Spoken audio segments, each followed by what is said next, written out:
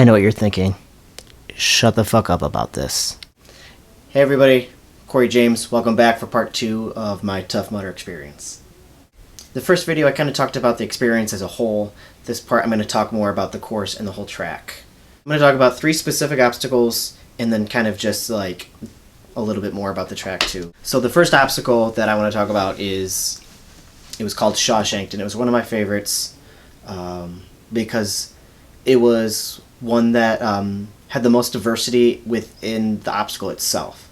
So you come up to it and there's barbed wire fence, and then there's you have to crawl, army crawl underneath this barbed wire fence and like mud and water.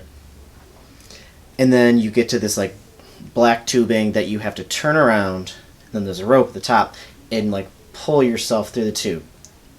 And maybe it was about like 20 feet. I'm really bad at that. Maybe like 20 feet. You get to the end, and then you're like 7-8 feet above this big pool of mud water, and you just have to fall back into it. And it wasn't anything like challenging or crazy or hard or anything like that. It was just fun because there's a lot of different elements to it, like I said before, compared to some of the other obstacles to where it was just crawling through mud or jumping over a wall or climbing over tires. And even like when you're walking throughout the whole track of this obstacle course of the Tough Mudder, there's pieces of like clothing, socks, shirts, shorts, shoes, pieces of clothing that people wore that like got wet and full of mud that just weighed them down that they wanted to get rid of.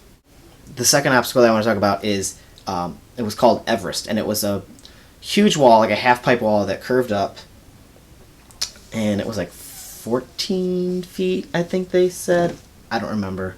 But it was one that I was one of the ones that I was most concerned about, just because of I'm not really much of a runner, and I don't really have strong legs, and I was just like really afraid that I was gonna run and like not be able to jump and make it. That was rude. We get up to this wall, and I'm like watching the people do it before to see like if there's a special technique I should use, whatever. But I'm seeing like some of these people that are like pretty fit, like running up and missing and running up and missing.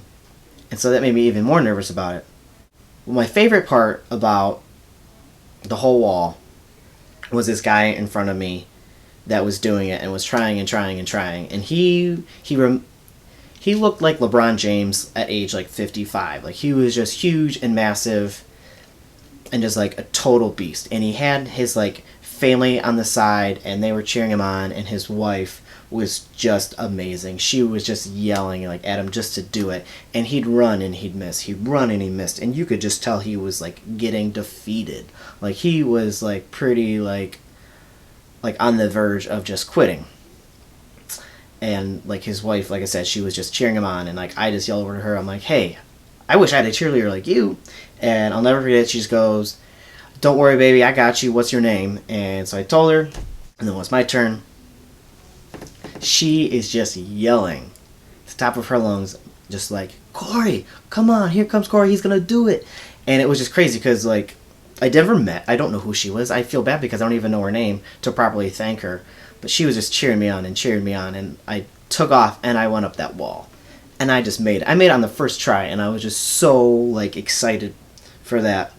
And there's people at the wall at the top that like pull you over to help you up and stuff, which is really cool because there's these guys that pulled me up that I didn't see before and helping me out. And then I decided at that point I wasn't going to leave the top of that wall till the dude before me made it. And it was probably about 2 or 3 more tries that he made it up there. He got to the top of the wall, tears in his face, like he was like so happy and excited just to have done it. He was just like crying and just, fuck this wall, fuck you wall. And it was just such a cool moment to be there because it was such an inspiring thing to me because, like I said, he was like 55 years old and he's doing this. And now I want to be 55 and I want to do this when I'm 55. So like that was probably like one of my best memories of just watching somebody just do that. Last one I would talk about is electric shock therapy. And it's like the last one you have to go through before the finish line. There's just a million strings, wires hanging with current going through them. I don't even know how many watts it is, but it wasn't probably, I don't even know how long it was, but it was a good distance long of these just wires after wires after wires, and you have to run through it, and there's no way you're going to run without getting shocked or zapped. So I run, get zapped the first time, it's okay. The second time, it takes me down. Like, I just go down, and I'm falling into these wires even worse. I can't even get up, they're shocking me so bad, and I'm just trying to crawl to the finish line. And the worst part was just the people, it's at the finish line, so people are watching me. People are just watching me, like, crawl and just get zapped, like, to shit. They're, ooh, ah, ooh, ugh. So finally I get to the finish line. I'm, like, so excited, like, so proud of myself. It's just so crazy that I did this. So I get there, and there's people standing there with these headbands, and like you come up and they just crown you, which was like one of the best thing, like the best feeling, just being crowned, even if it is a sweatband, like a headband. That I did this, I accomplished it, I made it my bitch. I took it out to dinner, fucked it, and did not call it the next day. That's how I felt. Like, and went and chugged a beer. We left, went to Chipotle, smashed Chipotle. The worst part was the drive home. I remember a part where I'm like kind of jogging by myself in between obstacles. The group is with me, but I'm still kind of just by myself, and and it just hits me. It just hits me that I'm doing this. I'm 3/4 of the way through. I'm doing it. I've done so much so far, and I'm excited to reach the other obstacles, to do them and to beat it. And to prove to myself that I can do this stuff, that I can take on the world. And it was just such a great feeling that it just pushed me to go even faster and harder, and push everybody around me to do it harder and faster. That is not what it should sound like. But like I said before, it was one of the most exciting experiences in my life. I can't wait to do it again.